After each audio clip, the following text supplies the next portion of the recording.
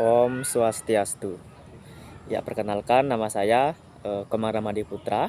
Di sini saya mencoba untuk membahas terkait dengan moderasi beragama dan bagaimana sih peranan nilai-nilai lokal itu mendukung dan menguatkan konsep moderasi beragama.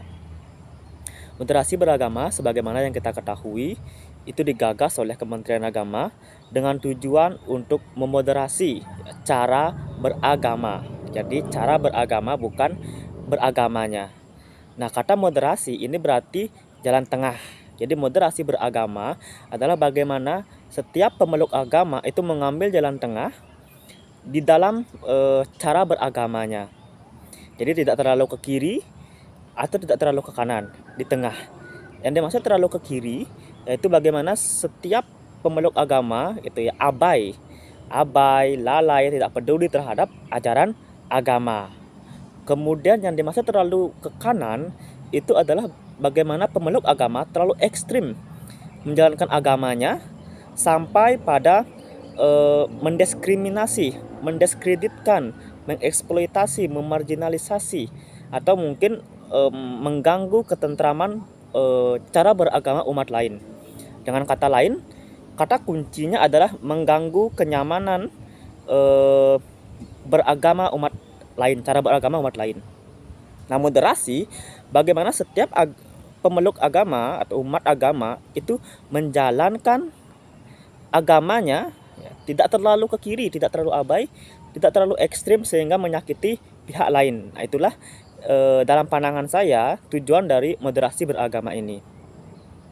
Nah, moderasi beragama ini perlu kiranya kita kuatkan gitu, dengan nilai-nilai lokal yang sudah ada. Jadi di setiap masing-masing wilayah, provinsi, lokal gitu ya, kebudayaan, tradisi yang ada di Indonesia ini sebenarnya sangat kaya akan nilai-nilai luhur gitu ya, yang bisa mendukung keberadaan dari moderasi beragama ini. Ya, salah satu contohnya misalnya di Bali. Di Bali kita sangat kental sekali dengan nilai-nilai luhur seperti misalnya Tatuam Asi, ya, Trihita Karana, kemudian juga konsep Trikaya Parisuda, Ahimsa gitu ya, dan lain sebagainya. Salah satu konsep yang mungkin bisa kita coba tekankan, kuatkan gitu ya, kita bahasa zaman sekarangnya, bahasa ngetrennya itu adalah kita branding gitu ya, untuk menjadi sebuah tata nilai yang diikuti oleh masyarakat, yaitu Tatuam Asi. Ketika seseorang memegang kuat nilai Tatuam Asi saja ya, oke, definisi Tatuam Asi itu sendiri dulu. Tatuam Asi itu berarti aku itu adalah aku, itu ya. Tat itu berarti itu, tuam itu berarti aku, sehingga Tatuam Asi itu adalah aku. Itu yang dimaksud dalam terminologi saya itu adalah apapun gitu ya, seluruhnya yang isi alam semesta itu adalah diri kita sendiri, cerminan dari diri kita sendiri. Makhluk hidup gitu ya, misalnya tumbuh-tumbuhan, binatang maupun manusia, itu sejatinya adalah diri kita sendiri. Nah, yang dimaksud diri kita sendiri gitu ya, secara filosofis mungkin materialnya berbeda, tetapi secara esensi di setiap hal Tuhan itu ada di mana-mana.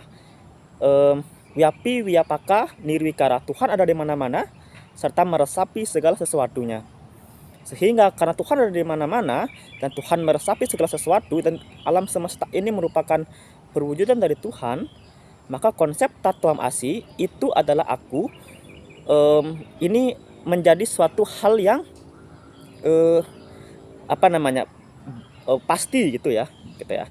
Nah, selain itu, konsep Tatuam Asi ini mungkin ada hubungannya juga dengan hukum karma kalau di Bali, di Hindu gitu ya. Jadi ketika kita menyakiti orang lain, sejatinya kita menyakiti diri kita sendiri. Ketika kita menyayangi makhluk lain, sejatinya kita menyayangi diri sendiri. Apa yang kita lakukan, semua akan kembali ke dalam diri kita. Sehingga Tatuam Asi dalam pandangan saya juga memiliki relasi hubungan yang sangat kuat dengan hukum karma ya.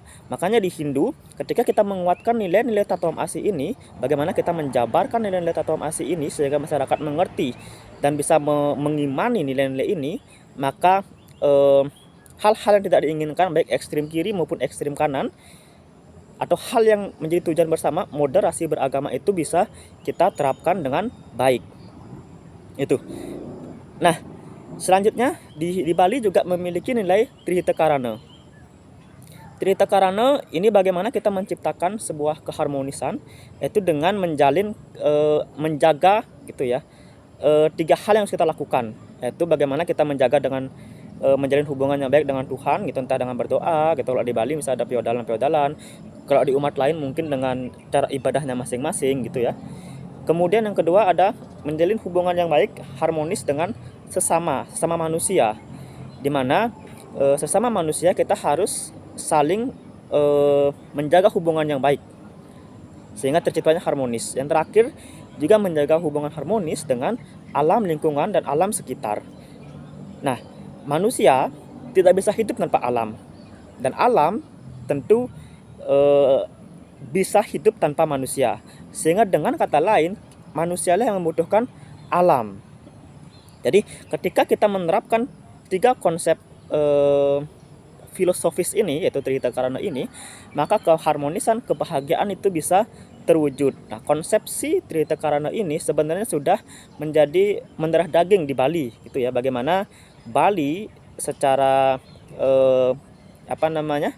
secara keseluruhan itu sudah memiliki nilai-nilai Trihita Karana ini. Hanya saja mungkin perlu dikuatkan kembali bagaimana menggaungkan kembali nilai-nilai Trihita Karana ini.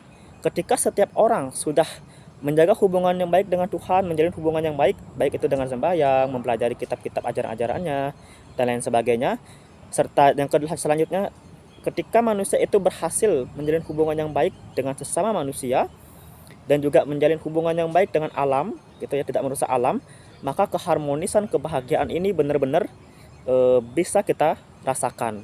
Nah, dengan kata lain, ketika seseorang masing-masing umat beragama memegang Tatuam Asi dan Trihita Karana saja, moderasi beragama ini akan menjadi sesuatu hal yang mudah untuk diwujudkan.